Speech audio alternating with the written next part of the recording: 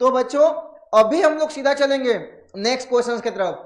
Next question में देखो बच्चों क्या दिया गया है, 5 pencil and 7 pen together cost 50 rupees, whereas 7 pencil and 5 pens together cost 46 rupees. Find the cost of 1 pencil and 1 pen.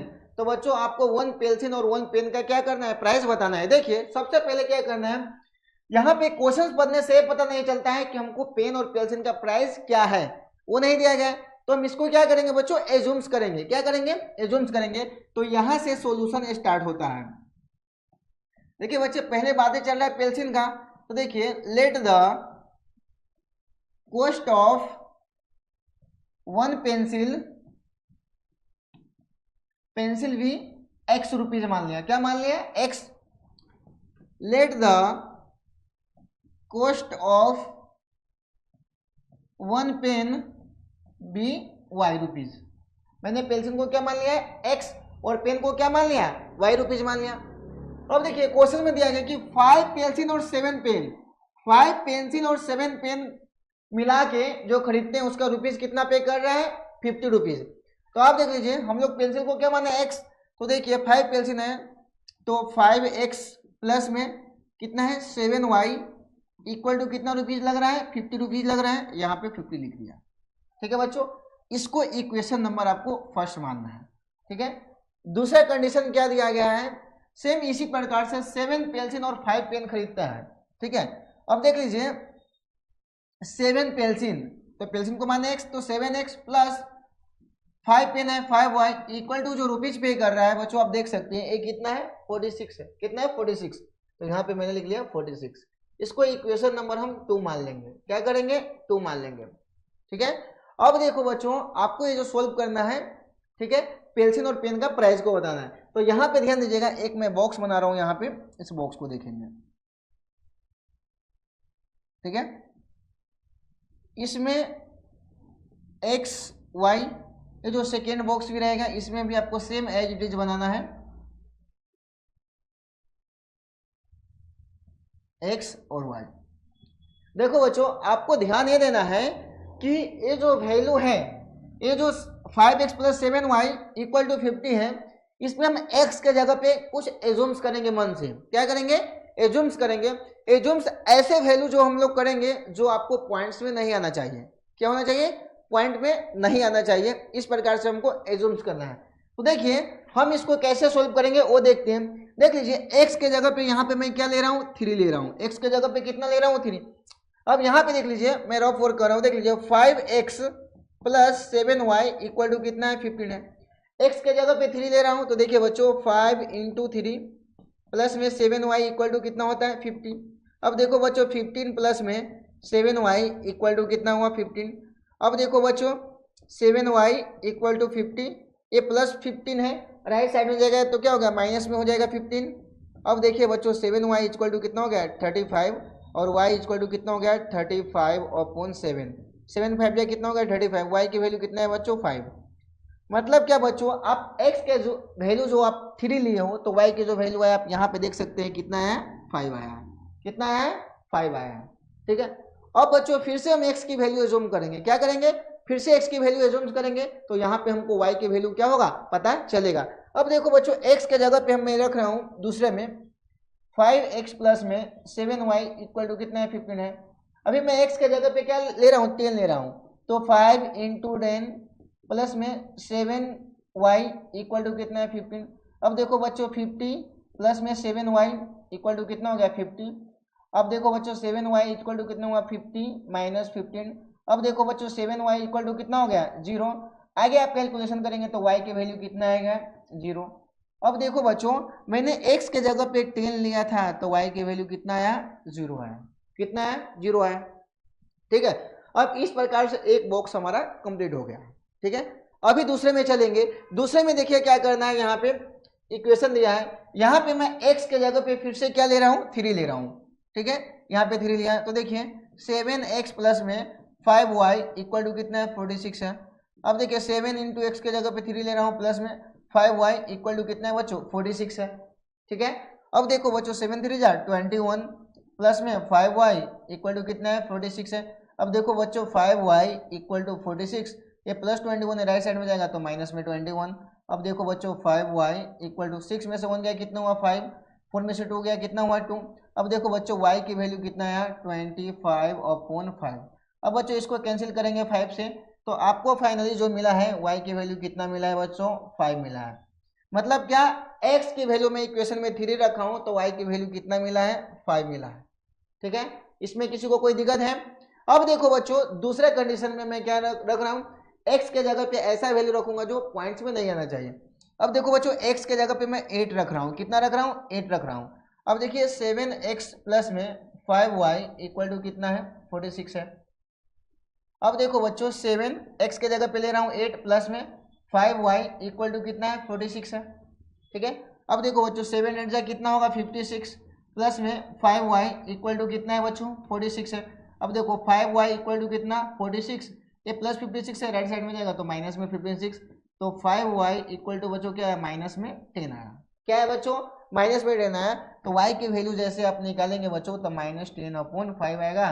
तो फाइनली 5 2 जा 10, जो y की वैल्यू जो आया है कितना है -2 आया है। ठीक है, अगर बच्चों समझ में आ रहा है तो हमारे चैनल को भी सब्सक्राइब करते हुए चलना। ठीक है, अब देखो बच्चों y की वैल्यू कितना है -2, अब यहाँ पे y की वैल्यू रख दिया। अब देखो बच्चों यहाँ से कैलकुलेशन के बाद आपको एक ग्राफ बनाना है, और ग्राफ जहां पे कट होगा वहां पे आपको x और y की वैल्यू को क्या करना है निकालना है। ठीक है, तो यहाँ पे देखिए सबसे पहले मैं यहाँ पे एक ग्राफ लाता हूं, एक ग्राफ बनाना है। तो ग्राफ के लिए मैं अब देखिए बच्चों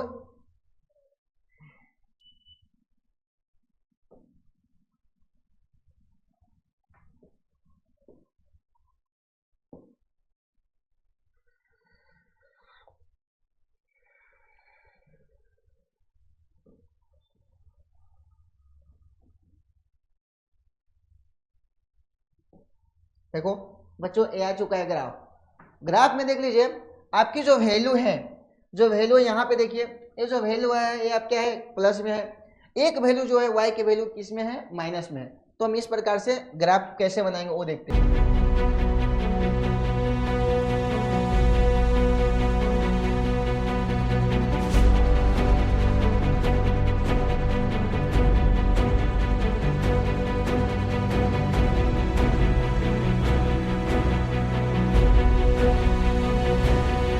अब देखो बच्चों आपको क्या करना है, जो वैल्यू आया है वो वैल्यू को अपने को देखना है, ग्राफ वाले वैल्यू को।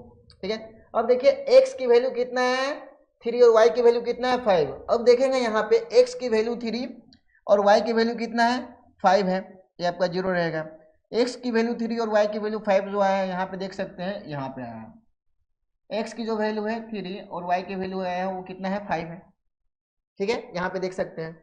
दूसरा जो वैल्यू है वो देखिए यहाँ पे कितना है, x की वैल्यू 10 है, y की वैल्यू कितना है 0 है।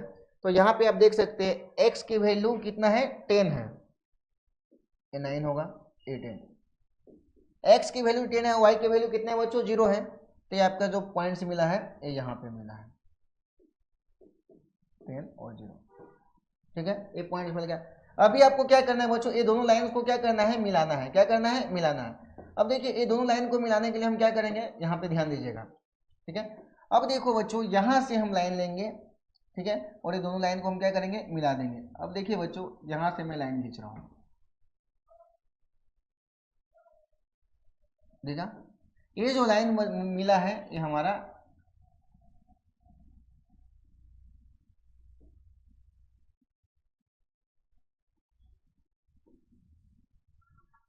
ठीक है, ये हमारा लाइन मिला है। आप देख सकते हो बच्चों कि एक स्ट्रेट लाइन रेडी हो गया।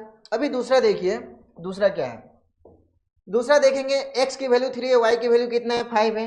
तो बच्चों ये जो लाइन रहने वाले 3 और 5 सेम एक ही पॉइंट पे रहने वाले, x की वैल्यू 3 और 5। मैं थोड़ा कलर कोड चेंज करके मैं आपको समझा रहा हूँ। ठीक है, दूसरा भी जो वैल्यू है x की वैल्यू कितना है 3 और 5 है, इसको हम रेड मार्किंग किया हो। ठीक है, दूसरा जो बच्चे हैं यहाँ पे एक मिनट, दूसरा जो है x की वैल्यू कितना है 8 है, y की वैल्यू कितना है -2। तो अब देखिए x का वैल्यू 8 और y की वैल्यू कितना है -2। आप देख सकते हैं x की जो वैल्यू है वो कितना लेना है 8 लेना है, और y की वैल्यू -2। आप देख सकते हैं ग्राफ को हम क्या करेंगे थोड़ा सा और एक्सटेंड करेंगे। क्या करेंगे एक्सटेंड करेंगे। यहाँ पे देखिएगा ये लाइन को मैं थोड़ा आगे ले रहा हूँ। ठीक है, अब देखिए ए क्या हो गया -1 और ये है जो कितना है -2 है, ठीक है, और ये जो रहेगा आपका y डैश रहेगा, ठीक है। अब देखो बच्चों x की जो वैल्यू कितना है 8 है और y की जो वैल्यू है, यहाँ ध्यान दीजिएगा, y की जो वैल्यू है वो -2 है, ठीक है। x की वैल्यू 8 और y की वैल्यू जो -2 आ रहा है वो कहाँ पे आ रहा है, यहाँ पे x की वैल्यू 8 और y की वैल्यू जो आ रहा है बच्चों -2 आ रहा है, ठीक है। अभी आपको फिर से एक लाइन खींचना है और यहाँ से आपको एक स्ट्रेट लाइन ले लेना है। अभी देखिए बच्चों यहाँ से मैंने क्या किया, एक यहाँ से आपको लेना है, ठीक है। तो ए पॉइंट से मैंने लाइन लिया यहाँ से, अब यहाँ से ये दोनों को क्या कर दिया, कट कर दिया, देख रहे हैं,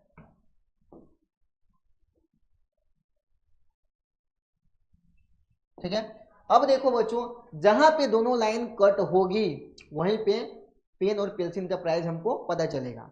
अब देखो बच्चों इस इक्वेशन के अकॉर्डिंगली अगर हम देखें यहाँ पे, ठीक है, तो हमने एज्यूम्स क्या किया था, हमने एज्यूम किया था कि कॉस्ट ऑफ वन पेंसिल का कितना है, एक्स है, तो एक्स वाले जो माना हूं वो पेंसिल का है, ठीक है। तो मैं यहाँ पे लिखता हूं कॉस्ट ऑफ पेंसिल,